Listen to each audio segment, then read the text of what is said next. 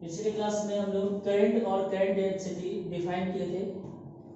अब current electricity का अगला टॉपिक हम लोग शुरू कर रहे हैं, ओम्स लॉ। हम लोग को याद रखना है कि हम लोग जो करंट पढ़ रहे हैं, करंट पासिंग थ्रू एक कंडक्टर पढ़ रहे हैं।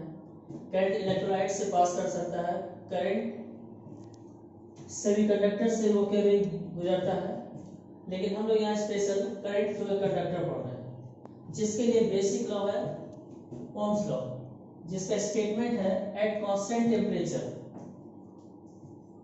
इंपॉर्टेंट कंडीशन है,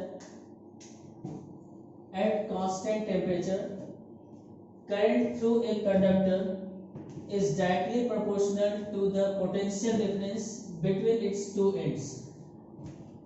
मान लेते हैं यहाँ एक कंडक्टर है, इस कंडक्टर में करंट फ्लो कर रहा है I और इसके दोनों एंड के बीच पोटेंशियल डिफरेंस V है। I करंट हो गया, V पोटेंशियल डिफरेंस। तो स्टेटमेंट है कि current directly proportional to the potential difference. Mathematically हम इसको लिख सकते हैं V प्रोपोर्शनल टू I। अब जब प्रोपोर्शनलिटी का साइन हटाएंगे और इसको इक्वालिटी का साइन अब चेंज करेंगे तो हम लोग जानते हैं कांस्टेंट आ गया। यहाँ पे कांस्टेंट को यहाँ हम लोग डिनोट करते हैं R से, और constant R is called resistance of the conductor.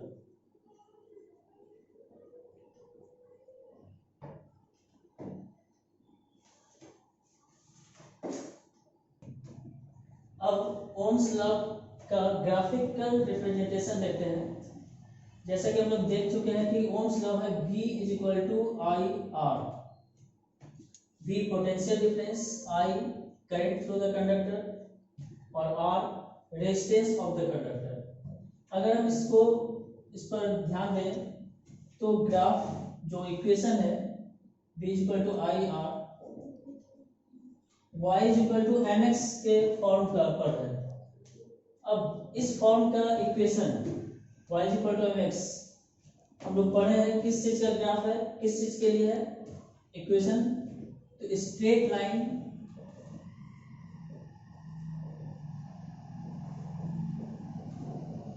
Equation for straight line passing through centre, मतलब इस तरह का।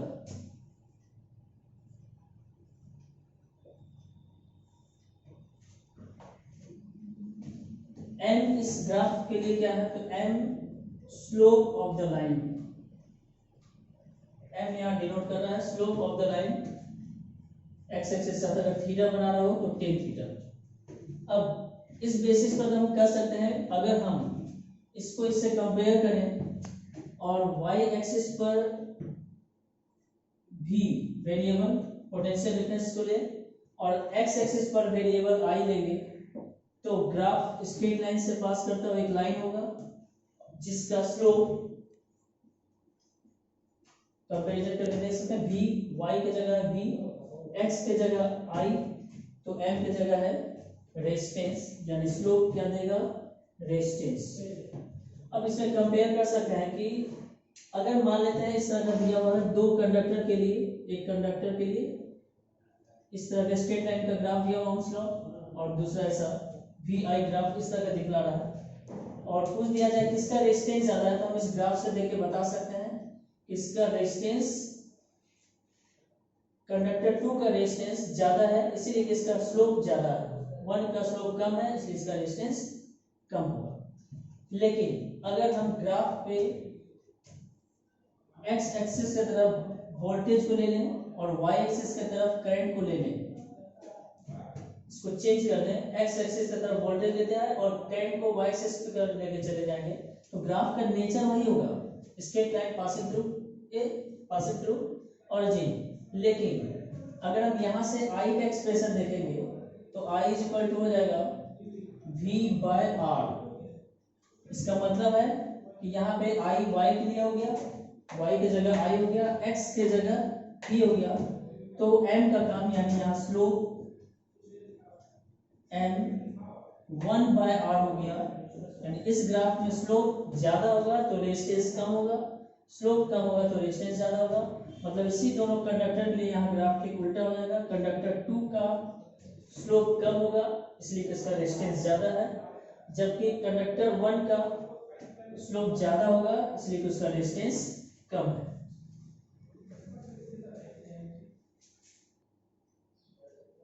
अब हम लोग रेजिस्टेंस के बारे में देखते हैं। कंडक्टर का रेजिस्टेंस के बारे में कुछ प्रॉपर्टी देते हैं।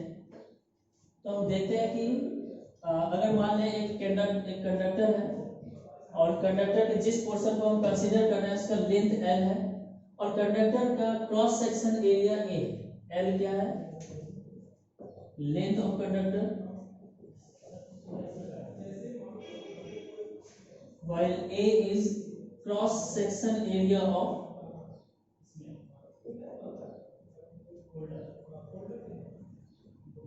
conductor. Cross section area means area perpendicular to the flow of current.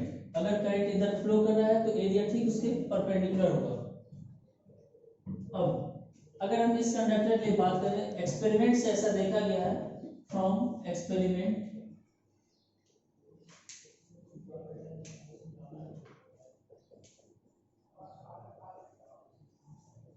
Experiments के रिजल्ट पे ऐसा ऑब्जर्व किया गया है कि रेजिस्टेंस लेंथ ऑफ कंडक्टर के प्रोपोर्शनल होता है, जबकि उसके एरिया के इनवर्सली प्रोपोर्शनल होता है क्रॉस सेक्शन एरिया के। रेजिस्टेंस लेंथ के प्रोपोर्शनल और क्रॉस सेक्शन एरिया के इनवर्सली प्रोपोर्शनल होता है। कंबाइन करके देखेंगे तो combining R is proportional to L by A। जब हम यहाँ कांस्टेंट इक्वलिटी का साइन लेंगे तो एक नया कांस्टेंट आएगा। R कांस्टेंट था कंडक्टर के लिए, लेकिन फिर R के एक्सप्रेशन में एक नया कांस्टेंट आ रहा है रो। हम लोग कांस्टेंट को डिनोट कर रहे हैं रो से। रो क्या है? Rho is called resistivity. Rho is called resistivity और specific resistance of the conductor।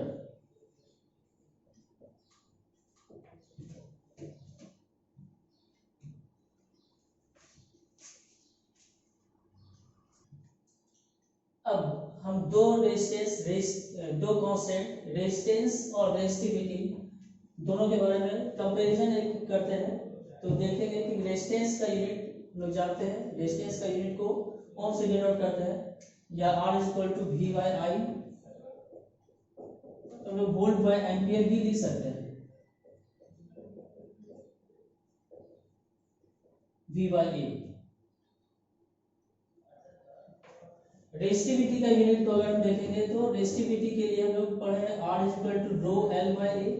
यहाँ से रो का एक्सप्रेशन हो जाएगा R into A by L, यानी ओम एरिया के लिए मीटर स्क्वायर, लेंथ के लिए मीटर, यानी इसका यूनिट हो जाएगा ओम इंटू मीटर। डायमेंशन के लिए हम लोग R is equal to V by I formula use करते हैं। रेजिस्टेंस का डायमेंशन अगर हम जानना चाहते हैं तो R is equal to V by I से हम लोग जान रहे हैं कि V है पोटेंशियल डिफरेंस। पोटेंशियल डिफरेंस का मतलब work done per unit charge, इसलिए हो जाएगा W बाई क्यू। V की जगह W बाई क्यू और I। अब हम लोग पहले से जान रहे हैं W यानी वर्क डन। वर्क डन का डायमेंशन होता है ML2 T माइनस 2। Q का होता है IT और एक I पहले से। तो डायमेंशन रिजल्टेंट क्या बनेगा इसका R का M L2 T माइनस 2, एक यहाँ है तो माइनस 1 ऊपर जाएगा, हो जाएगा T माइनस 3 और I स्क्वायर नीचे है, ऊपर जाके I माइनस 2। लेकिन अब रेजिस्टिविटी का डायमेंशन क्या होगा? ओम इंटू मीटर, तो लगभग यही रहेगा, सिर्फ एक लेंथ बढ़ जाएगा तो इसका डायमेंशन हो जाएगा ML2 था, अब एक लेंथ और बढ़ गया तो हो जाएगा ML3 T minus 3 I minus 2।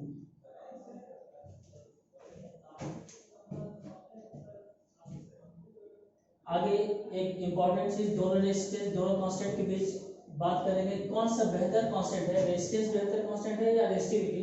तो उसके लिए हम लोग देखते हैं उसका डिपेंडेंस, कि रेजिस्टेंस कंडक्टर के किस किस बात पर डिपेंड करता है, वहीं रेजिस्टिविटी किस किस चीज पर डिपेंड करता है।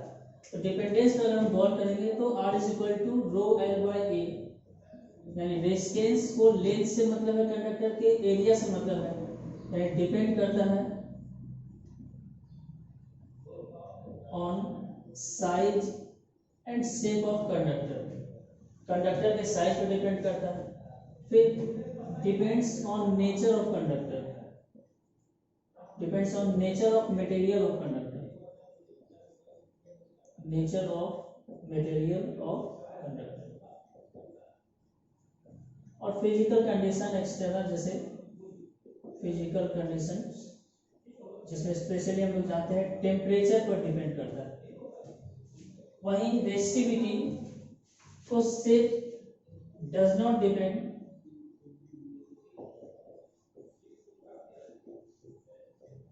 On size.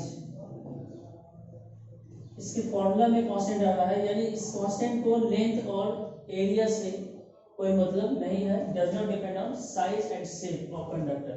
लेकिन इसको हटा देते हैं, डज नॉट डिपेंड। डिपेंडेंस का बात करें तो डिपेंड करता है, depends on material of conductor, nature of material.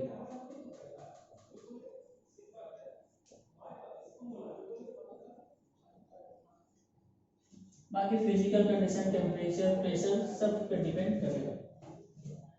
अब बेहतर कौन है, इसके लिए हम यहाँ से साफ नजर आ रहा है कि सिर्फ मटेरियल, किस नेचर का मटेरियल क्या है कंडक्टर का, अगर हम जान गए कि कंडक्टर किस मटेरियल का बना है तो हम उसका रेजिस्टिविटी बता सकते हैं। लेकिन अगर रेजिस्टेंस बताना हो, अगर हम रेजिस्टेंस जानना चाहते हैं किसी कंडक्टर का, तो हम नेचर भी पता करेंगे किस मटेरियल का बना है, साथ साथ उस कंडक्टर के का शेप, साइज, उसका लेंथ देखना होगा क्या है, एरिया देखना होगा क्या है, यानी मटेरियल देख के सिर्फ हम रेजिस्टिविटी बता सकते हैं। तो बेहतर कांस्टेंट इसीलिए रेजिस्टिविटी को माना जाता है।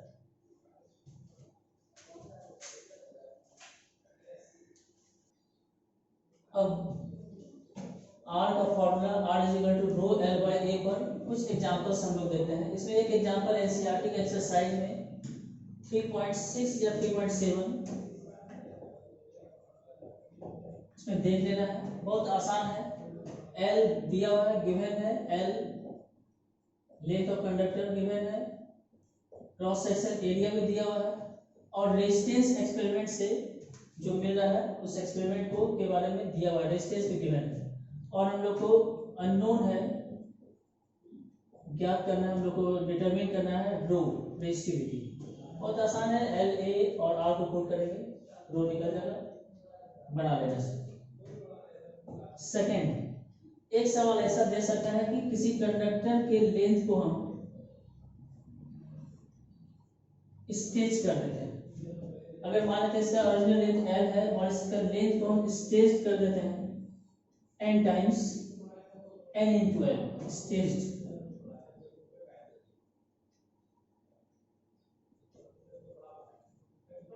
To n times.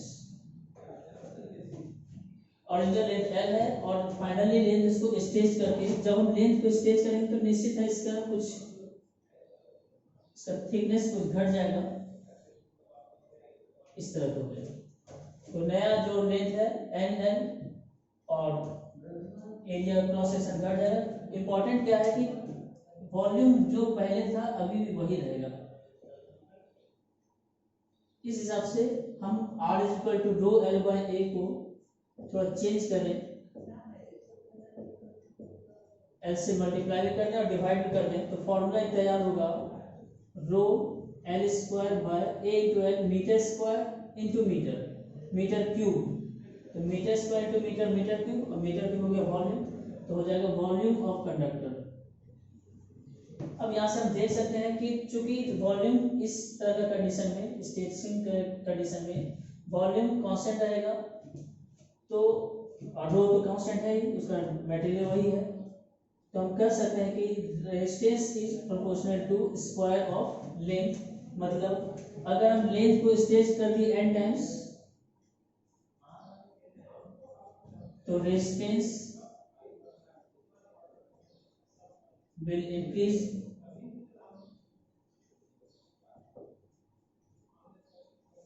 n times, n square times, और is proportional to L square। तो लेंथ अगर n टाइम्स बढ़ा है तो रेजिस्टेंस भी इंक्रीज करके L स्क्वायर टाइम्स हो जाएगा, नया रेजिस्टेंस L स्क्वायर R हो जाएगा।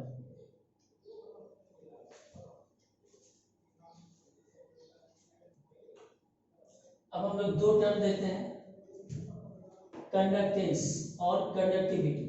कंडक्टेंस रेजिस्टेंस का रेसिप्रोकल है, कंडक्टेंस को डिफाइन किया गया है रेजिस्टेंस के रेसिप्रोकल के रूप में, और कंडक्टिविटी है रेजिस्टिविटी का रेसिप्रोकल।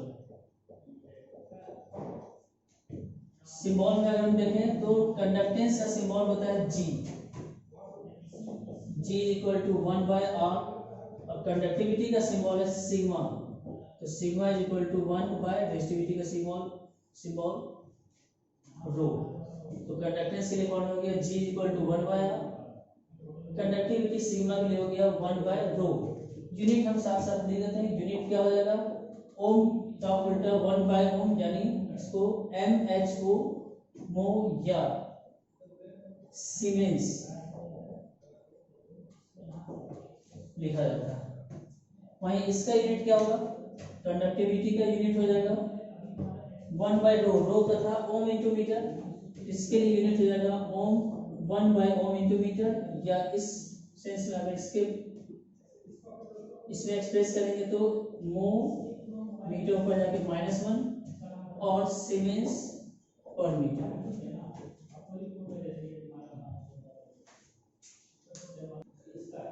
अब इस वीडियो के लास्ट में हम लोग ध्यान देते हैं ओम्स लॉ के अनदर फॉर्म पे, अनदर फॉर्म ऑफ एक ओम्स लॉ। इसको एक्सप्रेस हम दूसरे तरीके से कर सकते हैं।